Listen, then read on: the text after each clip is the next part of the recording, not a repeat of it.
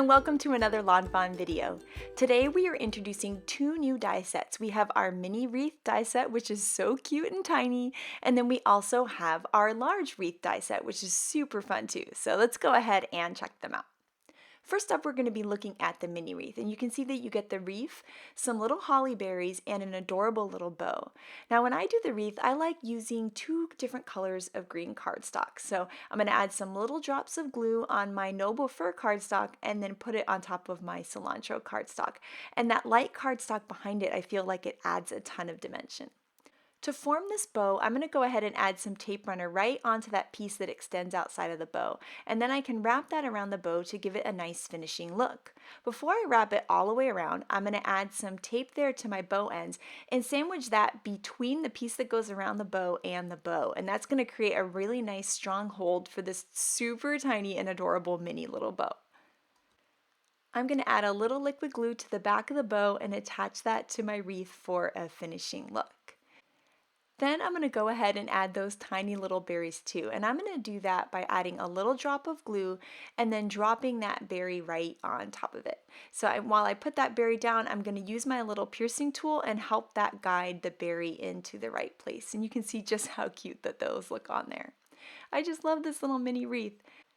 Now, one of the best things about this mini wreath is that it is sized for shut the front door. So here you can see it in the traditional greens of the wreath, but I also did it in white and silver, and that's a really gorgeous look for the holidays too.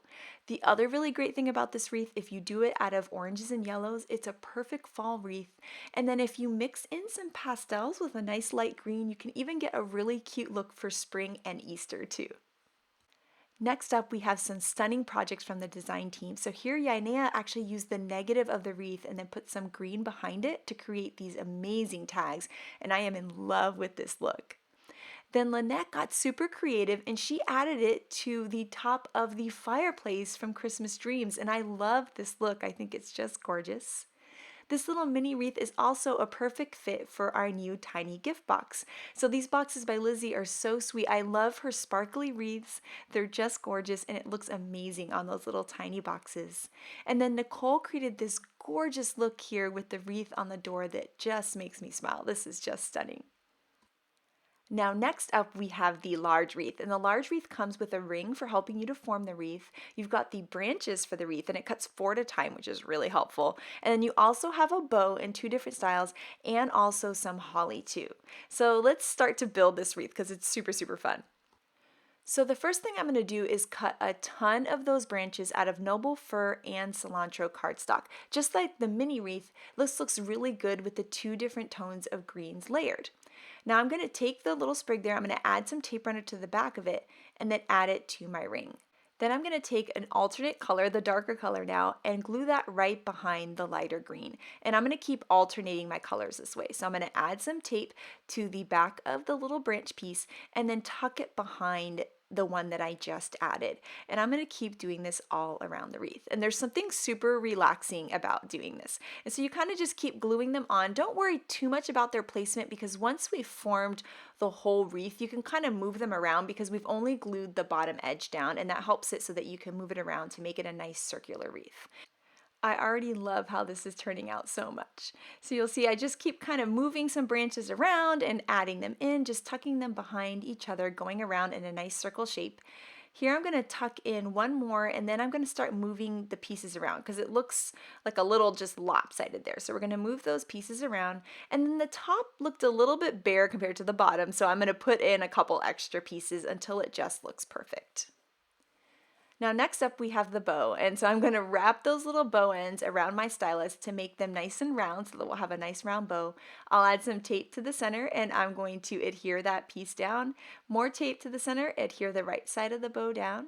Then I'll put tape on the extended piece there, and then we're going to wrap that around the bow to give it a nice finishing look. The bow in this set has 2 different looks. You have the bow ends going down, which we're going to do that one first, and then out to the side. So it just depends on what look that you're going for your wreath. So I'm going to create both of those bows there. And then for this wreath, I wanted the bow ends going down. So I'm going to add a little drop of glue to the back and adhere that to the bottom middle of my wreath. I think it's looking so cute. Now I wanted to show you, I don't know what this is called, but it's kind of like a sprig. You see some people put it on their mantles, and so I wanted to create one of those. So I just trimmed off a little piece of cardstock, and I'm going to adhere my 2 little branches to that, and then layer a couple more branches on top to create one of those sprigs that people love putting on their mantles. If someone knows the name for that, please let me know.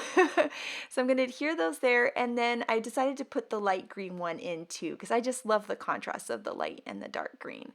And then for this one, I am going to use the different bow, which I really like the bow with the outer ends for this. So I love that you can take this set and create a different look. These little branches too could even be like seaweed for an ocean scene or something. So I love that there's a lot that you can do with them. And then here is a look at what those two look like together. So you can see the wreath and then the sprig thing. I put the little holly berries on there, or you can do it without the holly berries, just depending on what kind of look that you're going for. Now I thought it would be fun to give this wreath a banner. So I have a fancy folded banner here, and I'm going to fold along the score lines that the die created for me. Then I'm going to stamp Merry Christmas on it using a stamp from the Christmas Dream set, and I'm going to curve that stamp slightly just so that it perfectly matches that banner. Next up, I'm going to take some knock-on-wood paper, and I'm going to die cut it with an outside-in stitched scallop square. And I love the idea of the wreath being on the knock-on-wood paper because it looks like it's on someone's door. I'm trimming down some of that Tea Cozy knit picky paper, which is so cute, to 5x5, and then creating a card base to go along with it. I'm going to add that cute little paper to that card base.